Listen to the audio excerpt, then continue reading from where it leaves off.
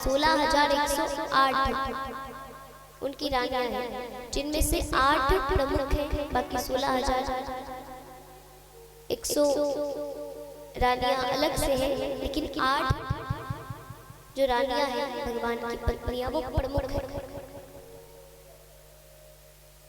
तो हम उनके बारे में जानेंगे।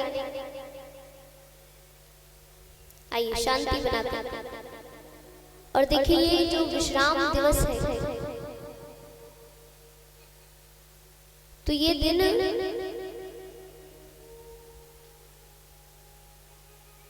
ये विश्राम दिवस आज छोटी छोटी कथाएं हैं, तो हम सभी कथाओं को श्रवण करेंगे भाव के साथ, श्रद्धा के साथ,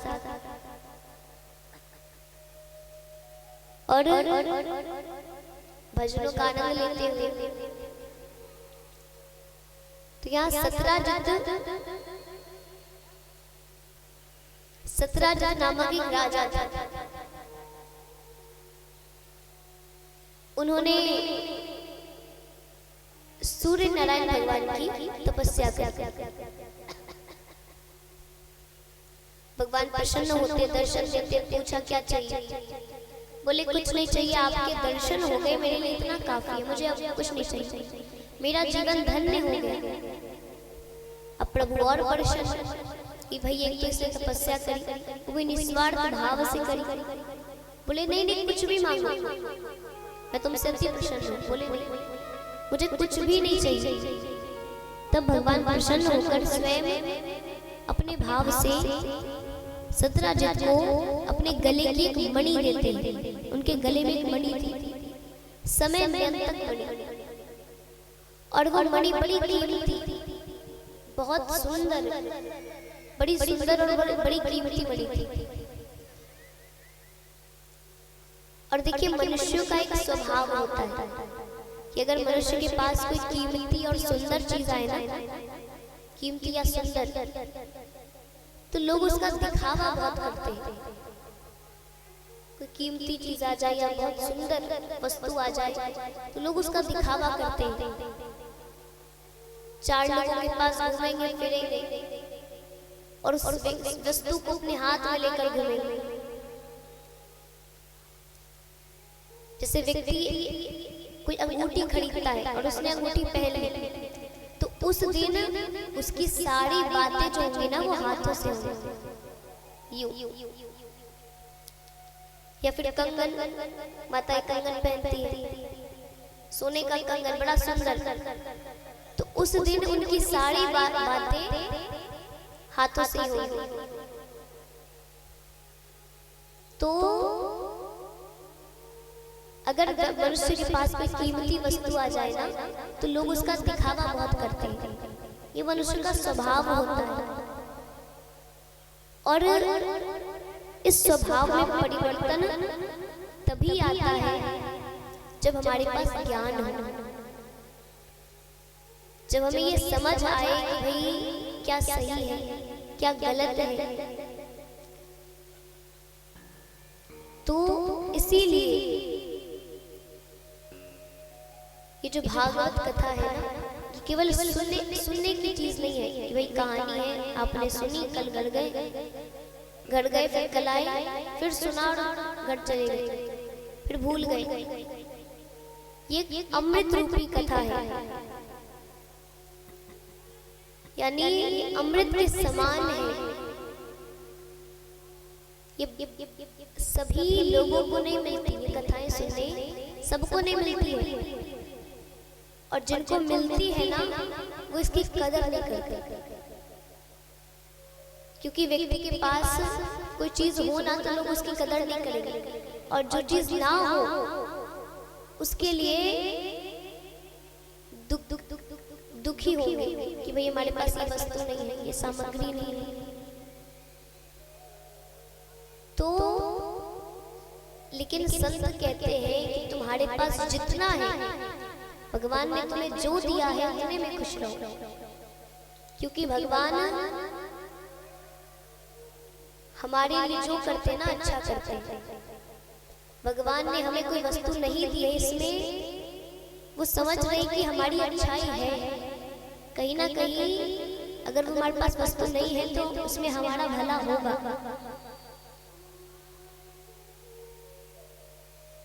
तो भगवान को मालूम है कि भाई हमें क्या चाहिए, किस चीज की आवश्यकता है। लोग भगवान से मांगते हैं ना, मंदिर में गए खूब दुखड़ा सुना रहे हैं भगवान को, तो भगवान को सुनाने की क्या आवश्यकता है, वो तो हम सबके हृदय में है, वो हम सब में विराजमान है। उन्हें सब मालूम है हमारे जीवन में क्या है क्या नहीं है, किस बात का दुख है किस बात का सुख है, तो हर चीज उन्हें मालूम है, उन्हें बताने की आवश्यकता नहीं है। इसलिए भगवान जितना देते हैं ना उतने में खुश रहना है। भगवान का धन्यवाद कीजिए। आपके पास वस्त्र है, आपके पास भोजन है, घर है, बहुत लोगों के पास ये नहीं है, फिर भी वो खुश है। तो भगवान जो देते हैं ना उसमें भगवान का धन्यवाद देना चाहिए। भगवान को सदैव धन्यवाद करना चाहिए कि भगवान चलो इतना तो दिया है,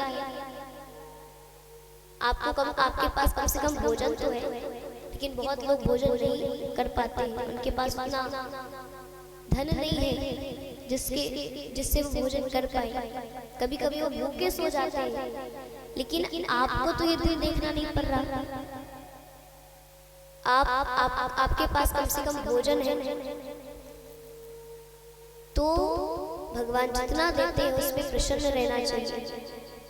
भगवान को धन्यवाद देना चाहिए कि चलो इतना तो दिया भगवान। तो यहाँ सत्राजित, जैसे मनुष्य का स्वभाव होता है कि हम किसी चीज का दिखावा करना, उसी प्रकार सत्राजित उसी स्वभाव, भले वो भगवान के भक्त है लेकिन उन्हें उतना ज्ञान नहीं है, उन्होंने उतना सत्संग नहीं किया है।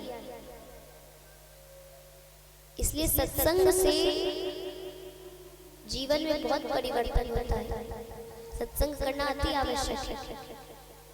जीवन को बदलना है ना तो संतों के बीच बैठना चाहिए, कुछ ज्ञान की बातें सीखनी चाहिए। यहाँ महाराज उस मणि को पहन लेते हैं और जहां भी जाते मणि पहन कर जाते हैं।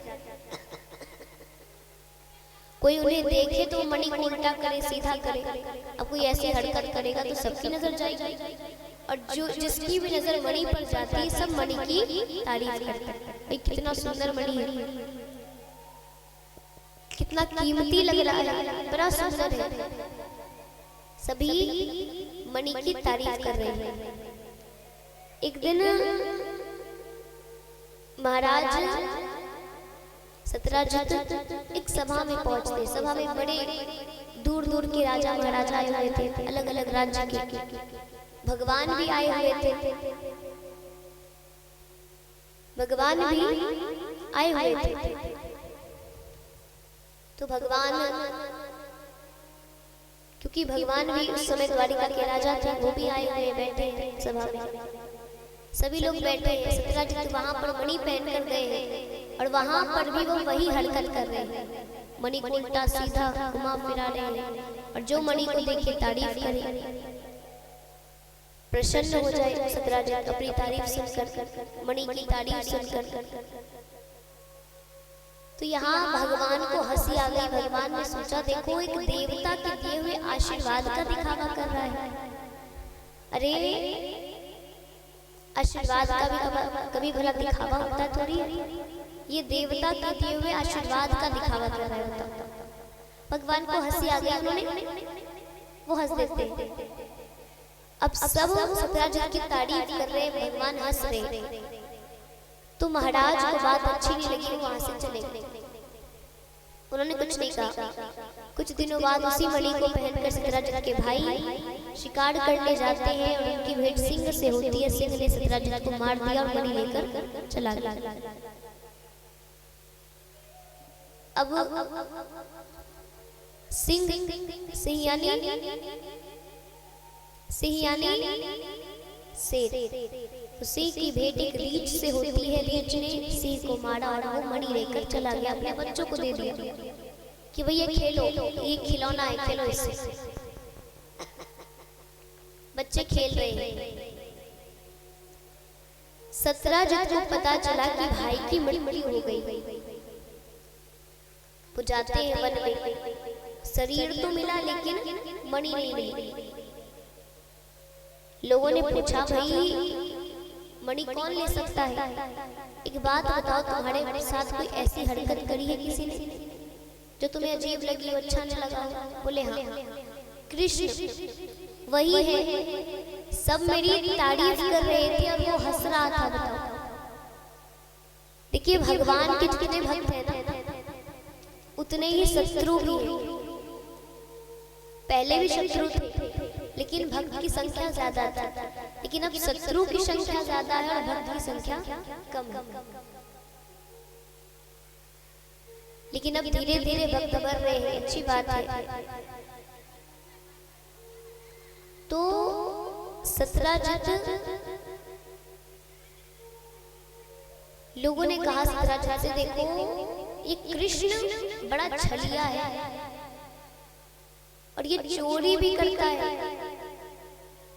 भगवान के जितने भक्त उतने शत्रु भी हैं। उस समय भी शत्रु हुआ करते थे, क्योंकि भगवान के राज्य में कभी धन की कमी नहीं होती थी। स्वयं कुबेर देवता वहां विराजमान थे, तो उनके राज्य में कभी धन की कमी नहीं, कोई दुख नहीं, कोई संकट नहीं। तो आसपास के राजा महाराजा बड़े ईर्ष्यालु रहते भगवान से। तो भगवान के शत्रु भी बहुत। ऐसा नहीं कि सब भगवान को प्रेम ही करता है, कोई कोई शत्रुता भी बढ़ाते हैं भगवान से, बैर रखते हैं भगवान से। यहाँ महाराज से लोगों ने कहा कि भाई ये कृष्ण जो है ना, वृंदावन में जाकर देखो, पूछ लो किसी से, सब उसे चोर के नाम से ही जानते। वहां माखन चुराता तो यहाँ तुम्हारी मणि चुरा ली। वो चोर है तो उसने तुम्हारी मणि चुराई, उसे तुमसे ईर्ष्या हुई और उसने मणि चुरा ली कि भाई तुम्हारे पास इतनी कीमती मणि है।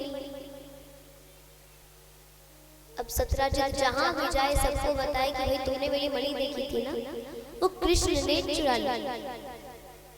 द्वारिका तक बात पहुंचती है। प्रजा इसकी बातचीत कर रहे, भाई हमारे महाराज ने मणि चुरा ली। कोई विश्वास करता, कोई नहीं करता।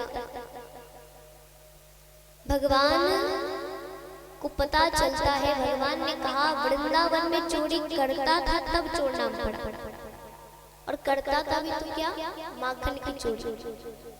और असल में माखन नहीं, भगवान चित्त की चोरी करते थे, यानी गोपियों के हृदय की चोरी करते थे। तो भगवान कहते हैं यहाँ तो मैंने कुछ किया है, फिर भी चोर बुलाने से तो कुछ ना कुछ तो करना पड़ेगा। तब भगवान वन को जाते हैं जहाँ सत्यराजित के भाई का शरीर पड़ा है। वहां पर देखा सिंह के पैरों के निशान है, पंजों के निशान। पंजों के निशान के पीछे पीछे जाते हैं तो रीछ के पैरों के निशान शुरू हो जाते हैं कुछ दूर पर। अब रीछ के पैरों के निशान के पीछे पीछे जाते हैं तो वहां उन्हें गुफा दिखती है, बहुत बड़ी सी गुफा है। मणि चमक रही है, दूर से ही मणि चमक रही है। उन्हें पता चल गया अंदर मणि है। भगवान अंदर जाते हैं, बच्चों से कहा देखो बच्चों ये खेलने की वस्तु नहीं है, ये एक देवता की मणि है, मुझे दे दो। तभी रीछ आ जाता है। रीछ और कोई नहीं, स्वयं जामवंत जी महाराज थे। जामवंत जी कौन? सुग्रीव के मंत्री, बड़े ज्ञानी, बड़े बुद्धिमान जामवंत जी महाराज। उन्हें नहीं मालूम कि भाई भगवान है, क्योंकि वो तो राम जी की पूजा करते थे। उन्हें नहीं मालूम कि भगवान कृष्ण अवतार लिए हैं। भगवान कहते हैं देखो ये जो मणि है ना, ये खेलने की वस्तु नहीं है, ये देवता की मणि है। तो तुम मुझे दे दो, इसके बदले तुम्हें जो चाहिए ले लेना। रीछ ने कहा नहीं। यानी जामवंत जी कहते हैं कि भाई मेरे बच्चों को ये मणि बड़ी पसंद आ गई है, अगर तुम्हें इतना ही जरूरत है इस मणि की, तुम्हें ये मणि चाहिए, तो तुम पहले युद्ध करो और मणि ले जाओ। युद्ध में जीत गए तो मणि तुम्हारी, हार गए तो मणि मेरी। भगवान ने कहा चलो ठीक है। अब दोनों के बीच युद्ध होता है, मल्ल युद्ध। मल्ल युद्ध यानी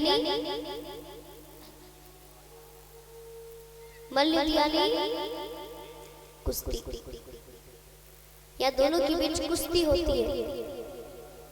अब जामवंत जी को ऐसा लग रहा है कि ये व्यक्ति मुझे मार सकता है, इसमें इतनी ताकत है कि ये मुझे मार सकता है, लेकिन ये भगवान जामवंत जी को मार नहीं रहे, उन्हें बस मणि चाहिए।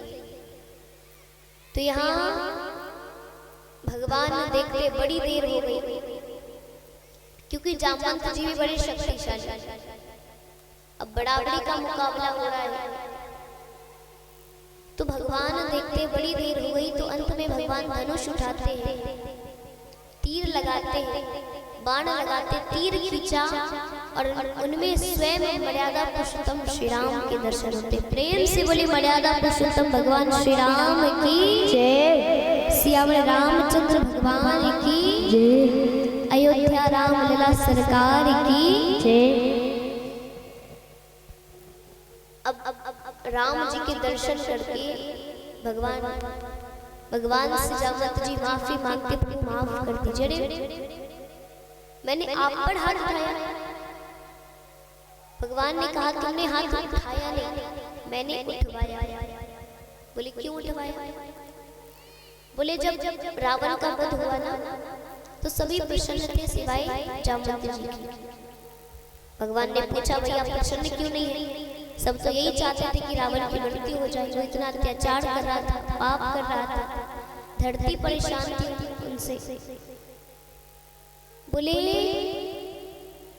प्रभु, तब जामवंत जी कहते कि प्रभु मैं इसलिए प्रसन्न नहीं हूँ क्योंकि मुझे रावण से मल्लयुद्ध करना था, बड़ा शक्तिशाली था इसलिए, लेकिन अब तो आपने उसे मार दिया, तो मल्लयुद्ध किससे करूँगा? तब भगवान उन्हें वचन देते हैं कि मैं आपका युद्ध रावण से भी शक्तिशाली पुरुष से करवाऊंगा। भगवान कहते तो मैंने अपना वचन पूरा किया, अब आप मुझे मणि दे दीजिए। जामवंत जी कहते मणि तो दूंगा, लेकिन दहेज नहीं। बोले दहेज का अर्थ जानते हैं? बोले क्यों नहीं जानता? अरे भले पशु हूँ लेकिन अच्छी तरह से जानता हूँ। भाई आपके साथ मैंने इतना समय बिताया है, तो सब चीज का अर्थ जानता हूँ मैं। भगवान कहते हैं अच्छा। जामवंत जी कहते हैं प्रभु आपको मेरी पुत्री से विवाह करना पड़ेगा। बोले मेरा विवाह हो चुका है भाई। बोले एक हुआ है, एक और सही। एक ही विवाह हुआ है ना, तो एक और सही। कौन सा आपने मर्यादा पुरुषोत्तम होने का व्रत ले रखा है, तो एक और विवाह कर लीजिए। जामवंत जी कहते हैं मेरी पुत्री में सारे गुण हैं, लेकिन हाँ मनुष्य वाली सुंदरता नहीं, तो अलग बात है। आप कहे कि भाई आपकी पुत्री में सुंदरता नहीं, आपकी पुत्री सुंदर नहीं है, तो अलग बात है। भगवान कहते हैं ऐसी कोई बात नहीं है। अरे मेरे लिए सब सुंदर है, ये दुनिया मैंने बनाई है, मुझे मालूम है मैंने उन्हें कैसे बनाया है, किस प्रकार से बनाया है। इस दुनिया में कोई कुरूप नहीं है, सब सुंदर है, सब बहुत सुंदर है, क्योंकि उन्हें मैंने बनाया है। और मैं कभी भी किसी को कुरूप तो नहीं बनाऊंगा, सभी सुंदर है मेरे लिए। और फिर भगवान जामवंत भगवान का दूसरा विवाह होता है जामवंती जी की पुत्री जामवंती के साथ। भगवान मणि लेकर सत्यराजित के पास आते हैं। सत्यराजित माफी मांगते, प्रभु माफ कर दीजिए, मैंने बिना सोचे समझे आप पर इल्जाम लगा दिया। उन लोगों की बात मानकर मैंने आपको बुरा भला कह दिया, आपको चोर कहा। भगवान कहते मैंने आपको माफ कर दिया। बोले ऐसे आपको मेरी पुत्री से विवाह करना पड़ेगा, तभी मैं मानूंगा कि आपने मुझे माफ किया। तब भगवान का तीसरा विवाह होता है सत्यराजित की पुत्री सत्यभामा के साथ। इसी प्रकार भगवान के 8 विवाह होते हैं। 3 के दर्शन तो हमने किए,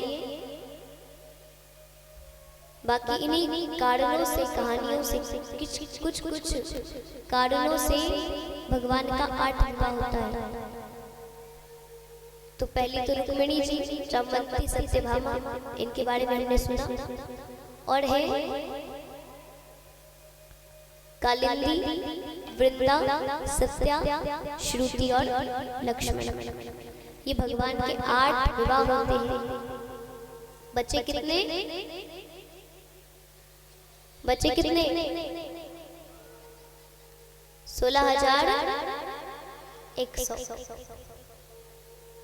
तो 8 के दर्शन हमने किए, बच्चे 16,100। उनके भी दर्शन करेंगे।